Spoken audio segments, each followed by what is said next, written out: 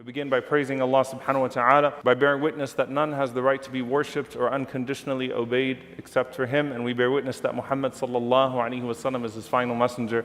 We ask Allah to send His peace and blessings upon Him, the prophets and messengers that came before Him, His family and companions that served alongside Him, and those that follow in His blessed path until the Day of Judgment. We ask Allah to make us amongst them. Allahumma ameen. Dear brothers and sisters, Allah subhanahu wa ta'ala chose that on the most consequential night in the history of humanity, which is the revelation of the Quran, which came down as al-Furqan, which came down as the criterion by which all of humanity would now forever be changed and judged and held accountable.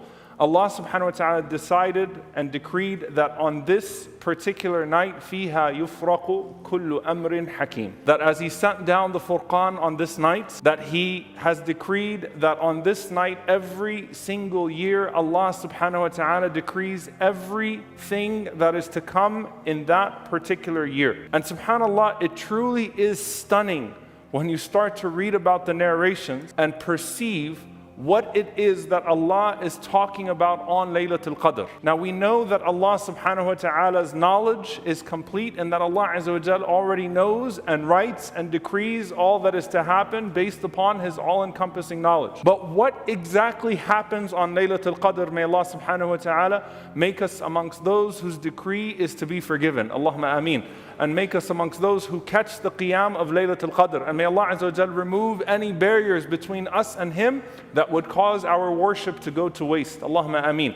What exactly is happening and what exactly is being decreed and what is it like when that decree comes down?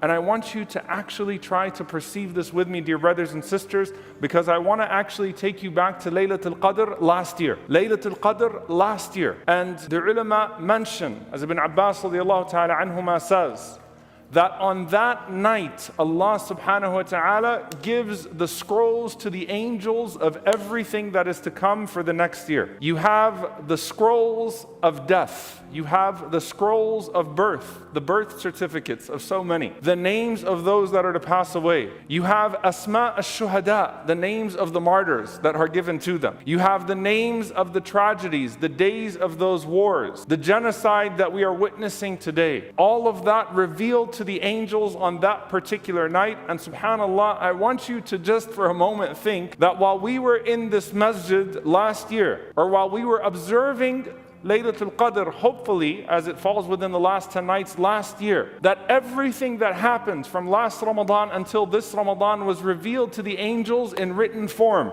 And that this is what the next year looks like. All of its disasters, all of its decrees, the earthquakes, the eclipses, the wars, the names. And the ulama mention of tafsir, subhanAllah, that if you look to al-muqassimati amra, those that apportion the mercy of Allah subhanahu wa ta'ala, imagine the scrolls of al-hurub and the wars and the great affairs being given to Jibreel alayhi salam when he receives his instructions for that next year. Wal-arzaq li Mikail alayhi salam, and Mikail alayhi salam, that great angel about the sustenance of the year. And Malak al-Maut, the angel of death, is given his scroll for the year. These are the people that you will take this year by the command of Allah subhanahu wa ta'ala. Imagine the scrolls that mention the people who are becoming Muslim and the angels receiving the scroll that so-and-so is going to take Shahada this year. So-and-so is going to become Muslim this year. And the scrolls getting longer. And some of those names perhaps being quite surprising. Imagine the scrolls of repentance. Imagine the scrolls of people that turn away from Allah subhanahu wa ta'ala. Imagine the scrolls of people who had a good relationship with Allah subhanahu wa ta'ala, but قَدْ خَابَ مَنْ حَمَلَ ظُلْمًا, they wronged someone, and so the door between them and Allah subhanahu wa ta'ala was now shut. And a person who's been in the favor of Allah subhanahu wa ta'ala is now written from those who are in despair. Imagine, as Ibn Abbas radiallahu ta'ala anhuma says, al-amwat wal-ajal wal-arzaq wal-hujjaj. The Hajj visas get issued on Laylatul Qadr. I know that many of us are looking to these apps and looking to what's going to happen with this agency, and perhaps you have the intention, may Allah subhanahu wa ta'ala write down the full reward just by our intention. Allahumma ameen. And facilitate an accepted Hajj. You wait for the visa. You wait to see it in your hands. The angels receive your Hajj visa from Allah subhanahu wa ta'ala in this year. And perhaps the names of those who don't physically go, but that spiritually go. So as you're asking Allah subhanahu wa ta'ala in these nights, I want you to first and foremost immerse yourself in what is happening in the heavens. Because one of the ways that Allah subhanahu wa ta'ala dawns upon us the weight of the revelation is by informing us of how weighty the revelation was in the heavens. When the Quran came down that you recite and perhaps you don't take very seriously, it shook the angels in every heaven as they gathered around Jibreel alayhi salam, Shadidul Quwa, the one who is endowed with strength as he is descending from heaven to heaven with the Quran to the heart of the Messenger sallallahu alaihi wasallam with a revelation that could crush the mountains. And so who are you to read that Quran without any type of integrity and without any type of awe and submission as you go through the words of Allah subhanahu wa ta'ala? Likewise, when Allah azza wa jal mentions to you the descent of Jibreel alayhi salam and the descent of the angels with the decree, by knowing the weight of it in the heavens, it is meant to cause you to long for it in a certain way and to feel the awe and submission towards it in a certain way as you worship Allah subhanahu wa ta'ala in these last 10 nights. Jibreel alayhi salam, who was once given the order to destroy entire towns and cities and tyrants, to drown the Fir'aun, receives that decree on that night. These are your orders for the year to come. And even the angels don't know until that scroll comes to them. Now here's, subhanAllah, what we think about with our brothers and sisters in Gaza. When we think about what's happening, subhanAllah, what was written last year while we were making dua, while we were exerting ourselves for the decree of the year to come, that in those scrolls are things that are completely unanticipated by all of Allah's creation. You know, if you were to talk to us, and subhanAllah, some of us remember in October, the way that the entire world just changed overnight. And especially for American Muslims, you thought that this type of stuff only happens when an incident happens in the United States. This type of a dramatic shift of everything. The angels received that on this night last year, that this is what's going to happen. And this year, as you are exerting yourself for your brothers and sisters, and you're making dua for an-nasr, you're making dua for victory, know that the scrolls are being printed from Allah subhanahu wa ta'ala to the angels to coincide with those du'as of the believers as they are praying and exerting themselves during these nights. And so we ask Allah subhanahu wa ta'ala to write down an-nasr for our brothers and sisters, victory for our brothers and sisters in this year to come. And we ask Allah subhanahu wa ta'ala, the one who sent Jibreel alayhi salam, Shadidul Quwa, on nations before, to send him upon the oppressors and to show us a sign in those oppressors. Allahumma ameen. And as the names of the Hujjaj are being written down, dear brothers and sisters, so too are the names of the Shuhada. And I don't want to go two ways about this. When you make dua to Allah subhanahu wa ta'ala, the Prophet ﷺ mentioned that Allah azza wa jal could grant a person shahada even if they die in their beds, if they are sincere in their dua. As you see the ugliness of what is happening, you also see the stars, the lights, and that hope in the shuhada. The list was long that was given to the malaika by our Lord, by Al-Fariq subhanahu wa ta'ala, by Allah azza wa jal who decides all things. The list was long.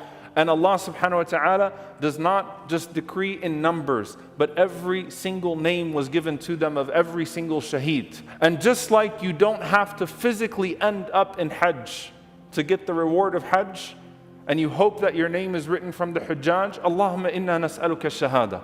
Oh Allah, we ask you to write our names down from the Shuhada. Make that dua sincerely from your heart as well, that the decree comes down with that. But I want to give you this one incident, subhanAllah, of the shock of it all. And it really dawned upon me. I was reading this narration from Ibn Abbas radiallahu ta'ala anhuma describing that night, because it should bring about a certain awe of the night tonight, which could be Laylatul Qadr, the 27th night, or what remains of these nights. But obviously, the 27th night has a certain weight to it amongst these last 10. And Ibn Abbas radiallahu ta'ala anhuma, he says as he's describing that night, he says, تَرَى الرَّجُلَ يَمْشِي فِي الْأَسْوَاقِ. You see a man just walking out, and in that same moment that he's walking around in public, having no idea what is happening, قَدْ وَقَعَ اسْمُهُ فِي الْمَوْتَى. Allah subhanahu wa ta'ala just printed out His name as someone that will pass away that year in the heavens. So you think about just this image of a person that's just walking around, maybe having a conversation, making dua in the hallway. And in that moment that you're in the masjid, in that moment that you're in the hallway, in that moment that you're at home, in that moment that you're in public, at that very moment in the heavens, your name was written down amongst those that would pass away. For the believer, you don't sit there and you think to yourself, well, I'm this young, I don't have any health conditions, I don't think that it's me. For the believer, that possibility of you being that person that Ibn Abbas radiallahu anhuma is describing, that at that moment your name just got written in the heavens, is something that you consider with absolutely everything. And so the urgency of tawbah, the urgency of repenting, the urgency of seeking forgiveness from Allah subhanahu wa ta'ala, seeking forgiveness for your sins, seeking forgiveness for your dhulm, the urgency of getting your money right, the urgency of shifting your lives right, the urgency of your tawbah, the urgency of your repentance can't wait, because you are considering the idea that your name might have just got printed in the very moment that you are sitting in the masjid or elsewhere. And dear brothers and sisters, with all of that being said, there was only one thing that concerned the Sahaba, and it shows you their priorities, and I'll end with this bi'idhnillahi ta'ala. When you read in the athar, when you read in the narrations of the du'as of the companions on Laylatul Qadr and these last 10 nights, none of them are saying, "Oh Allah, let me not be amongst those who will die this year." None of them are saying, "Oh Allah, let me not be amongst those who will have this happen to them in their worldly sense this year," in terms of a fear of a decrease of something of this dunya. All of them are asking Allah subhanahu wa ta'ala for one thing as their primary ask. Allahumma innaka afuwan tuhibbul afwa fa'fu anni. Allahumma ja'alni min al-'utaqa. Oh Allah, make me from those who are redeemed. Oh Allah, make me from those who are forgiven. Because the greatest thing that can be written in those scrolls in that night, and it could be either the surprise in the heavens or the expectation of a person, is that you are amongst the forgiven. And that last scroll is what is given to the two angels that are with you all the time, that write down for you. And subhanAllah, as the Prophet ﷺ mentions to us the prompting of the malaika, the prompting of the angels, ikhtim bi khair, end well, against the prompting of the shayateen, ikhtim bi shar, end in evil. I want you to anticipate and to hope bi'idhnillahi ta'ala, as you're making dua to Allah subhanahu wa ta'ala, that what is given to those angels is that this is indeed a person who is going to end in khair, that this is indeed a person that will end in well, and this is a person who is going to end with the forgiveness of Allah subhanahu wa ta'ala. May Allah subhanahu wa ta'ala write down for us on this night, if it is tonight, or what is left of the remaining nights, may Allah azza wa jalla write down for us forgiveness in our individual capacities, and victory as an ummah. May Allah subhanahu wa ta'ala forgive us for our shortcomings. As Allah subhanahu wa ta'ala has turned us towards Him in ibadah on the most consequential night of our year, may Allah subhanahu wa ta'ala allow us to exert ourselves, and may Allah subhanahu wa ta'ala allow our exertion to be sincere. May Allah subhanahu wa ta'ala count us from the sincere and the steadfast. May Allah subhanahu wa ta'ala allow us to overcome the barriers of ego and arrogance and desire that stop us from reaching Him. May Allah subhanahu wa ta'ala enable us to worship Him properly. Allahumma inna ala dhikrika wa shukrika wa husni ibadatik. Oh Allah, enable us to remember You properly, to worship You properly, to thank You properly, especially on this night. And oh Allah, we ask You that if the night has passed of these 10, that is Laylatul Qadr, Ya Allah, we ask You for its full reward and its full forgiveness. And if the night still remains, Ya Allah, push us towards that night and guarantee us its reward. Allahumma innaka afuwan tuhibbul afwa fa'fu anna. Allahumma ameen.